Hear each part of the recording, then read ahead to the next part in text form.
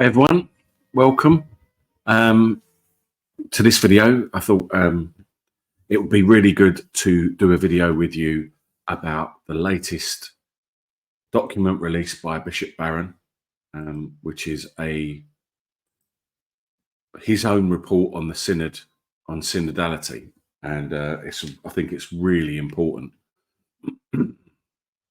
So let me just pull it up on the screen for you here. This is the document. So Bishop Barron, as you know, is an American bishop, famous evangelist. He's got a big media following, and he was invited to be a part of the Synod on Synodality. So a lot of us were hoping that he would, he was sort of a great white hope. I know at the weekend I was with Catholic Man UK, and one of the questions that some of the young men who were with me asked was, given all the confusion that's being caused in the church at the moment by the Holy Father, where are our saints? Where's our St. Charles Borromeo? Where's our St. John Fisher? Where's our Catherine of Siena? And the uniform answer from the panel, who I was a member of, was, let's have a look at Bishop Barron, because he's out there doing it. So I've done a video on the Archbishop of Poland, Archbishop Godecki, and who did an interview in Catholic World Report, which was a very strong defense of the faith. And I've also done another video on Archbishop John Wilson, our own Archbishop John Wilson from Southwark, who also wrote an excellent piece. And I was waiting, to be honest, to see what Bishop Barron would come out with, especially following on from these two archbishops, because it really set the ground for what Orthodox bishops were making of the Synod on Synodality. So I'll read it out and try and pick out some particularly interesting points as we go along. So Bishop Barron says, now that I've had a bit of time to readjust to my normal rhythm and to think through the rather extraordinary experience of the last month in Rome, I would like to share some impressions of the Synod on Synodality, even as I will endeavour not to violate the Pope's request that we refrain from talking about particular participants and votes. So I will limit myself to commenting on the published document that the Synod members approved and on my own interventions during the deliberations. The summary statement very accurately expresses the fact that the overwhelming concerns of the Synod members was to listen to the voices of those who have, for a variety of reasons, felt marginalised from the life of the Church. This motif was a common denominator in all of the preliminary sessions leading up to the Synod, and it was prominently featured in the working document that provided the basis for our discussions. Now, one of the interesting things was that they had Father Timothy Radcliffe, who was the guy who was leading the retreat as they came up to the Synod. And Father Radcliffe is really well known in the UK as being an outspoken progressive member of the Dominicans from that sort of 60s, 70s crew who were great critics of the Pope. And they've, when Paul VI wrote Humanae Vitae, they were the ones who stood up and criticized him for it, for example. And Timothy Radcliffe is particularly well known for his preaching at a series of masses for same-sex attracted people in London. And it was a surprise. He was very early, a bit earlier on in Pope Francis's pontificate. He was appointed to a prominent position. And it was, at the time, it was obvious that what Pope Francis was doing was promoting people to prominence who have a pro same-sex attracted direction in their theology. So, you can see Bishop Barron here, this is what he's talking about here, really.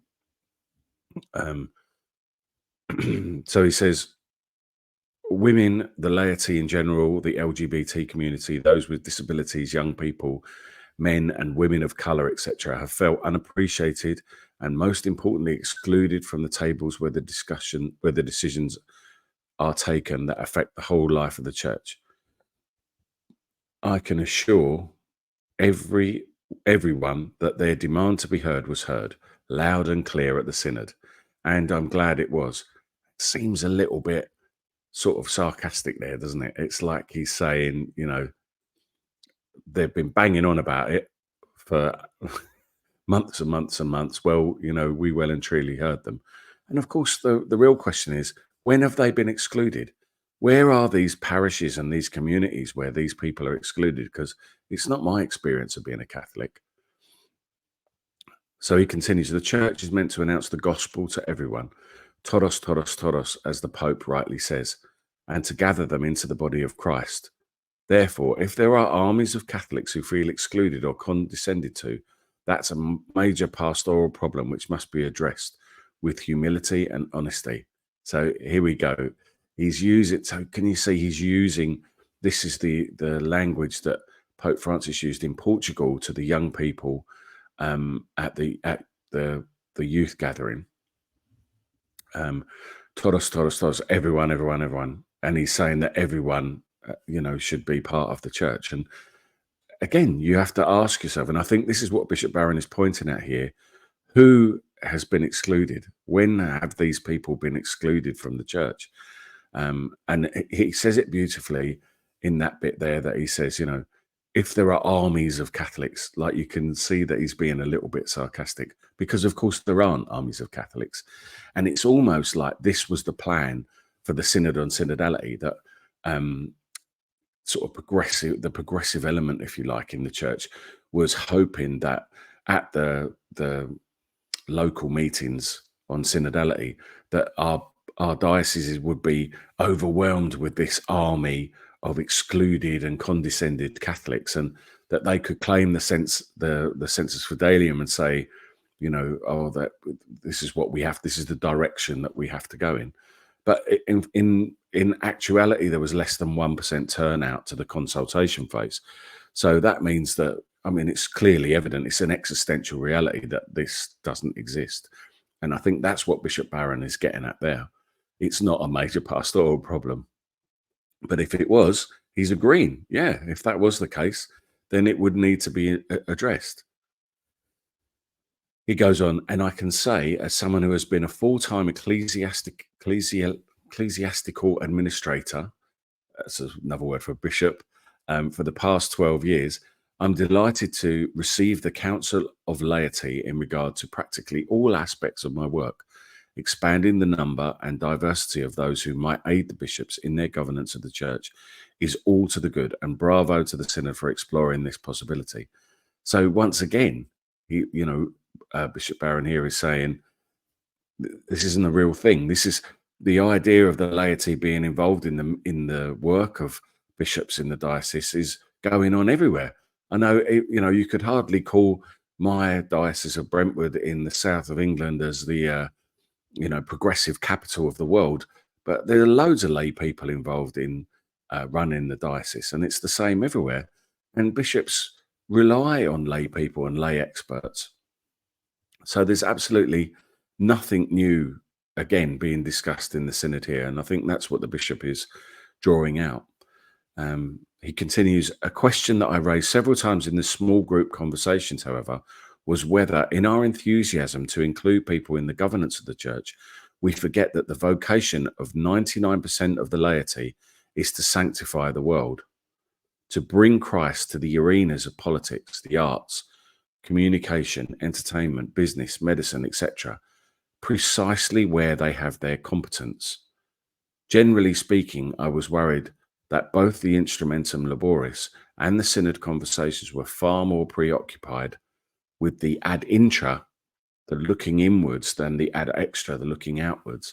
And this, despite the fact that Pope Francis has been consistently calling for a church that goes out from itself.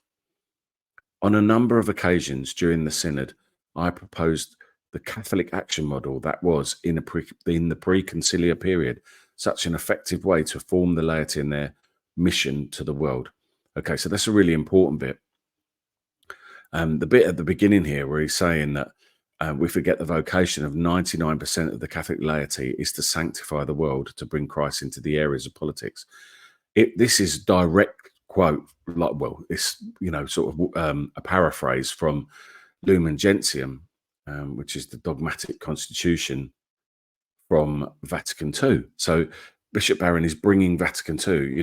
He's like, it's a confrontation, because obviously the Vatican are saying that they're trying to enact changes through, and they're using this language in order to do that. And you have to wonder if, well, and Bishop Barron basically is saying that's not what Vatican II is teaching. So he's coming out fighting. I really do think he's coming out fighting. And this is from, I mean, you could virtually say it's from Lumen Gentium 31, which states that, like, this is the actual document of Vatican II that says what specifically characterizes the laity is their secular nature. That's pretty much exactly what Bishop Barron's saying. It's true that those in holy orders can at times be engaged in secular activities and even have a secular profession, but they are, by reason of their particular vocation, especially and professedly ordained to the sacred ministry. Similarly, by their state in life, religious give splendid and striking testimony that the world cannot be transformed and offered to God without the spirit of the Beatitudes. But the laity, by their very vocation, seek the kingdom of God by engaging in temporal affairs and by ordering them according to the plan of God. They live in the world, that is, in each and in all of the secular professions and occupations. They live in the ordinary circumstances of family and social life, from which the very web of their existence is woven. They are called there by God, and by exercising their proper function and led by the spirit of the gospel, they may work for the sanctification of the world from within as a leaven. In this way, they may make Christ known to others, especially by the testimony of a life resplendent in faith, hope, and charity.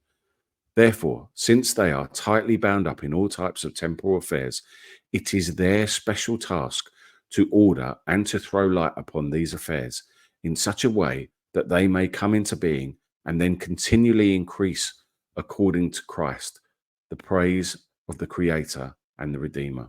Isn't that beautiful? I mean, there's some really wonderful stuff in the documents of Vatican II, well worth reading. And that is the dogmatic constitution on the church, which is Lumen Gentium. It's well worth having a read. But as I say, you can see that it directly is what Bishop Barron seems to be referencing there when he says 99% of the Catholic laity is to sanctify the world, to be leaven, as it says in the Vatican document. So, and then he lists off the areas where it is. So I thought that was really cleverly done, very well done again. So then the next bit he goes on and says about the instrumentum laboris, the ad intra and the ad extra. So this is sort of a reference, I think, to the fact, I mean, and he baptizes it a bit, doesn't he, by saying that Pope Francis has been consistently calling for a church that goes out, and yet here we are with this inward-looking synodal process. And Pope Francis gave a talk, before the synod began, and that was basically what he said. He said this is a very introspective exercise that a lot of people won't understand, why we're doing it. In fact, and I think I'd have to agree with what the Pope said, that there's very little missionary appeal. One of the things that I've said before about the synod, reading through the documents, is that there's very little teaching that's come out of it. There's a lot of talk, and it basically says that there was a lot of talk, but there's not actually very much meat that seems to have come out of the process. So the next bit then is, on a number of occasions during the synod, I proposed the Catholic action model. So what is this Catholic action model? So if you're unaware, this is basically a pre-conciliar movement that was groups of lay Catholics who advocated for increased Catholic influence on society. And it was especially active in the 19th century in countries where there was seriously anti-clerical regimes. So places like Spain, Italy, Bavaria, France, and Belgium. And one of the interesting things about it is that in 1934, Adolf Hitler actually ordered the murder of Erich Klausner, who was the head of a Catholic action group in Nazi Germany. And that was during the Night of the Long Knives. So it really has got a long history.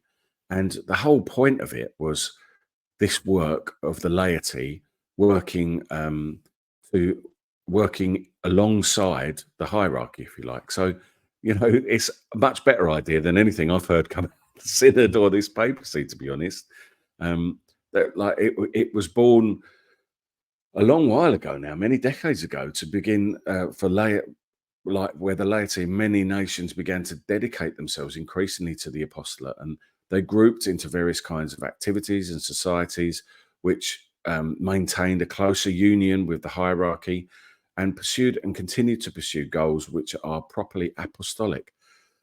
So the idea was to transmit the faith and also to be leaven, which is exactly what the council was asking for. So this is another really clever reference to something that has been hugely successful in the past. And I wonder if there's a reference here to the leitmotif of Pope Francis's papacy has often been referred to as the Aparecida document from South America, which is, sort of one of the main themes that came out of it was the fact that we can't expect the faith to be passed on culturally. I mean, when we ever could expect it to be passed on culturally, it's certainly not the model of the council, which was a return to the Christocentric, to the scriptural basis of our faith. So basically this model was, I suppose it was like in South American countries where for decades and decades, you've had a very high concentration of Catholics. And with that, we've been losing ground really seriously. The recent survey that came out of South America was basically demonstrated that we were losing loads of Catholics to evangelical denominations mainly, which is very interesting because the evangelicals tend to be stronger scripturally, but and clearer about what the gospel. I would say that is the problem really here, is that we're not being clear about what the gospel teaches and what difference it makes in your life. If you know me, that's one of my old things that I'm always harping on about is efficacy and the way that we transmit that efficacy. What does it mean to be a Catholic? How does it change your life? And how does it change your community? How does it change your relationships and the lives of those around you? So, so basically this Aparecida document is one of the texts that's meant to be at the center of Pope Francis's ministry. And if you watch my video on Cardinal Christophe Pierre's attack on the American church, where he echoed Pope Francis's criticisms of priests who wear cassocks and stuff like that, which I just thought was atrocious. I really not impressed with him at all. But in that interview with America magazine, he's the papal nuncio for America, and one of the other things that he said was that he couldn't believe that the American bishops, when he came to America, had no idea about this Aparecida document, which was so important. And I think Bishop Barron here is sort of subtly referencing that document and saying, actually, there's no need to change the model, because the model isn't this cultural model that you think it is. There have been action groups in the church since way before the council who have been very successful. So perhaps we need to revitalize those sort of initiatives. Okay, he goes on. Another principal theme of the synod discussions was the play or perceived tension between love and truth. Now, this is something he wrote before. This was sort of a warning where you had Cardinal McElroy coming out with all this spacious, shallow, pseudo theology, which is really just secular ideology, trying to contradict church teaching on sex and relationships. And Bishop Barron wrote this excellent response, which was that we can't rely on emotions to trump the truth. And this is what he's reinforcing here. On the one hand, we must welcome everyone. And we're all agreed on that. I don't know anyone who says, oh, no, we mustn't welcome everyone. But lest this welcoming devolve into a form of cheap grace, to use Dietrich Bonhoeffer's term, We at the same time must summon those we include to conversion. This is the key point, isn't it? To live according to the truth. It's so important and powerful.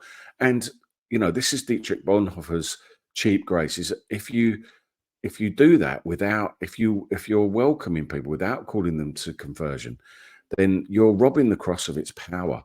The faith ceases to mean anything, and we're capitulating really to sin, and we're saying that Christ hasn't got the power to overcome sin, to heal our sins and our brokenness. And this is very, very contra anything that the church has ever taught. You can see it here in a nascent form in what's being pushed in Pope Francis's 10 years here. And I have to say, it really does worry me from a theological point of view. Thank God Bishop Barron here very bravely is calling this out. You have to wonder if what's Pope Francis going to do, the same as Strickland he did to Strickland and kick him out. We'll have to wait and see. That's 3 bishops now from the synod. We'll have to see if they get invited next to the next. We've got another one next year, so that's something to look forward to. And the reason for that, I think, is that they didn't get the overwhelming support for the hot button issues that they wanted at this synod. So they're basically going to draw the process out, maybe swap a few people around and keep the dialogue, keep repeating the same old mantras, because the strategy from Pope Francis seems to very clearly be that he will remove Orthodox people and put people who are directly contradicting church teaching in positions of power, so that there's eventually there's an organic change in the language of the church. I mean, I think what will happen is that people just leave, people will just leave in droves. And I think we've seen, quite a lot of that. And please God, let's not do that. Let's stick with St. Peter and trust Jesus. But anyway, so back to this.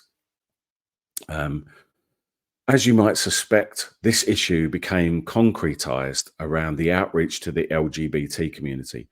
Practically everyone at the synod held that those whose sexual lives are outside of the norm should be treated with love and respect. It's in the catechism. It's what we've always taught. And again, bravo to the synod for making this pastoral point so emphatically. Bravo again. But many synod participants also felt that the truth of the church's moral teaching in regard to sexuality ought never to be set aside. One of the interventions that I made to the plenary assembly was on this theme. I observed that when the terms are rightly understood, there is no real tension between love and truth. This is just perfect teaching. For love is not a feeling, but the act by which one wills the good of another. Very, very important. Therefore, one cannot authentically love someone unless he has a truthful perception of what is really good for that person. There might, I argued, be a tension but between welcoming and truth, but not between authentic love and truth. This is just a clear exposition of what the Catholic Church has always taught.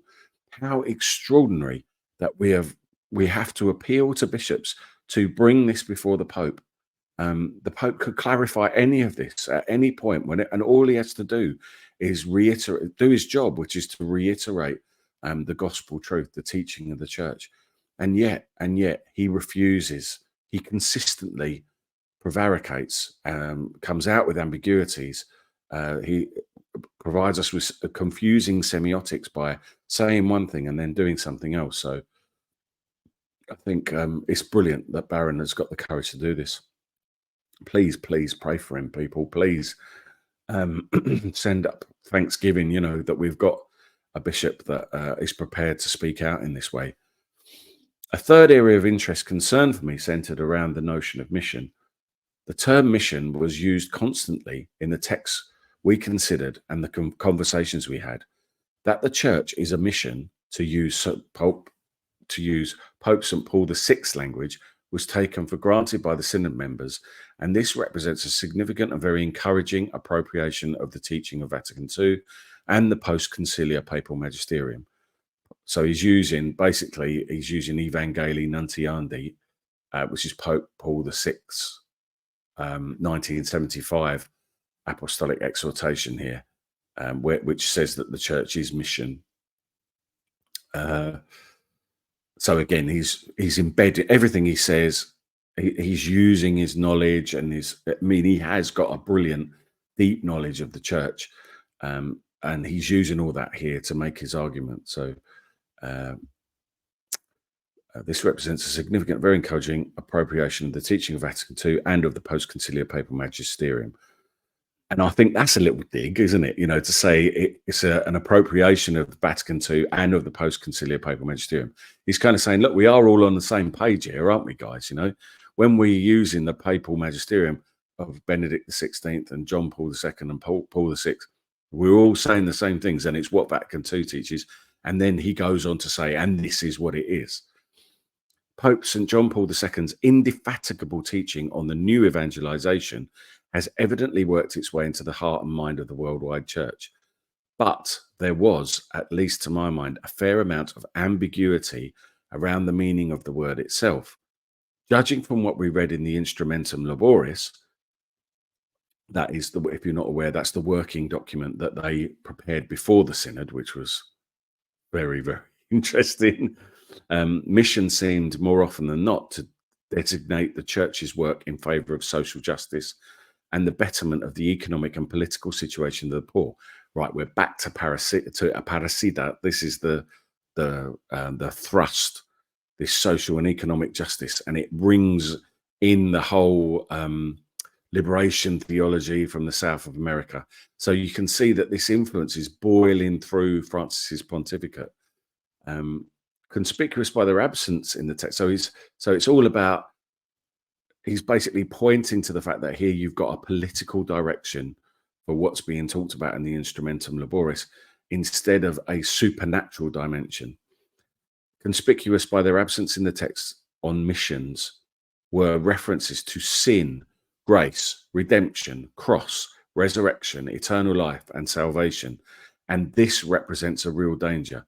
For, in point of fact, the primary mission of the church is to declare the resurrection of Jesus Christ from the dead and to invite people to place themselves under his lordship. That is controversial under the pontificate of Pope Francis to state these plain and simple catechetical truths. Unfortunately, a bishop coming out of a synod at the Vatican has to restate this and say that it was something that was absent from the discussions in the synod. This discipleship, to be sure, has implications for the way we live in the world, and it certainly should lead us to work for justice. But we must keep our priorities straight. Read the Epistle to St. James. Faith without works is dead. So yes, works are important, but we need to have faith. That's where we need to center our priorities. So, and this is the key bit in this. The supernatural should never be reduced to the natural. The natural order should be transfigured by its relationship to the supernatural order. There was a priest, he's still alive, I think, Father Fiacro, known, who was an Irish missionary in Malawi, and he retired to Malawi after his finished, which was amazing. And he was a great man, and he often talked to me about the missions and said it was very easy to get lost in the work. If we fail on the supernatural level, then one of the ways that we do that is by focusing on the work and, thinking that is the answer to everything. We become, we see it all around us. I'm sure you agree that our priests become like social workers, overly concerned with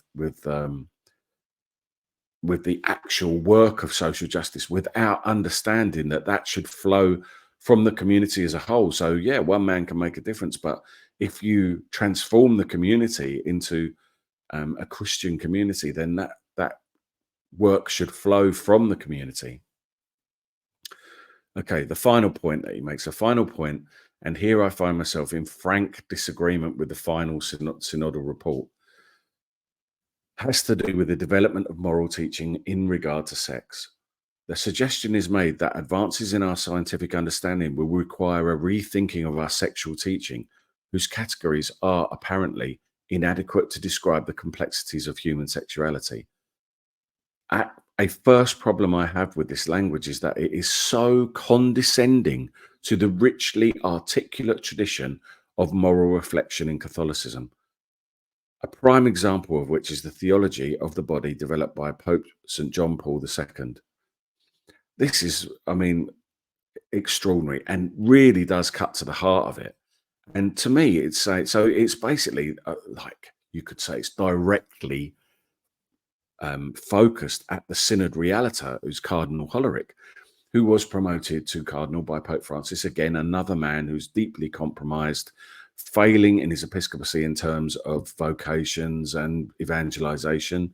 And Cardinal Hollerich, earlier, I think it was in 2022, said that church teaching was false in regard to human sexuality.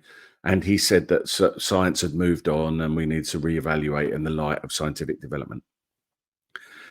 And, you know, if you like my channel, please God, you also watch Catholic Unscripted, and you'll see we talked about this document tonight, and Gavin gave a brilliant exposition of the fact of the falsity of that argument, basically, that is absolute nonsense.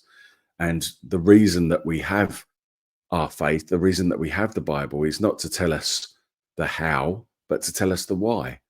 And obviously the whole schema of the Bible is that Adamic sin is what he's talking about here, this idea that we know better than Scripture, and it denies a supernatural dimension to our faith, because it says that science will explain these fundamental truths about our existence and relationships.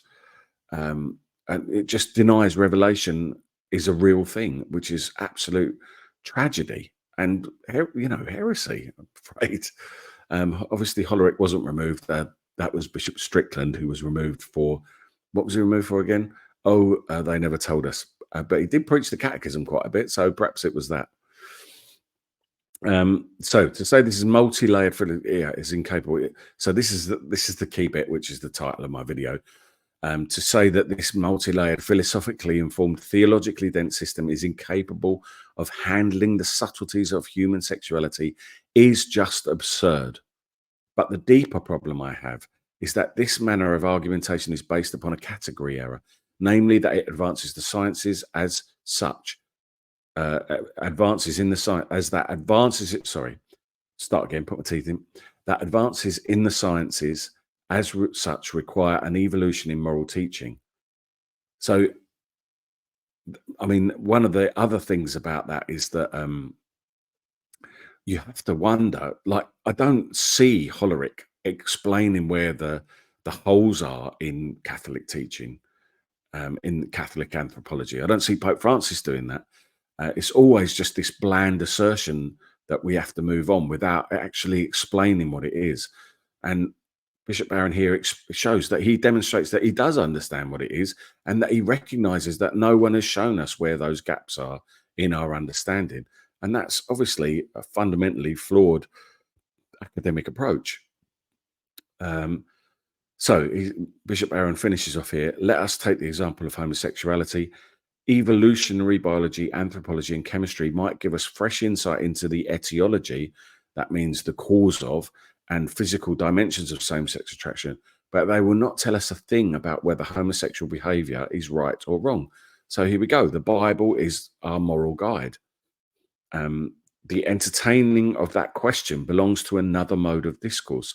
It's troubling to see that some of the members of the German Bishops' Conference are already using the language of the Synod report to justify major reformulations of the Church's sexual teaching. This, it seems to me, must be resisted. So we've got a situation, you know, I'm going to go on about Bishop Strickland again because I think it's so important. But we've got Bishop Bonney this week saying that euthanasia is right. We've got Bishop Wiseman in Speyer in Germany issuing guidelines for blessing same-sex relationships. Bishop Strickland is the one who gets removed. It's absolutely appalling and an affront to justice, frankly. The Pope is the supreme legislator. He's got the power to do that. But the fact that he's got the power doesn't mean that he should do it. So we're seeing very openly good bishops being removed and bad bishops being promoted and left in position.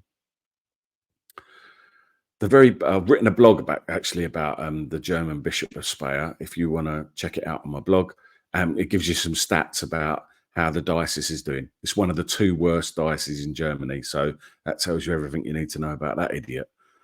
For the very best part of the synod was, of course, coming together with close. So then it does a little bit of an affirmation thing, coming into close contact with Catholic leaders from all over the world.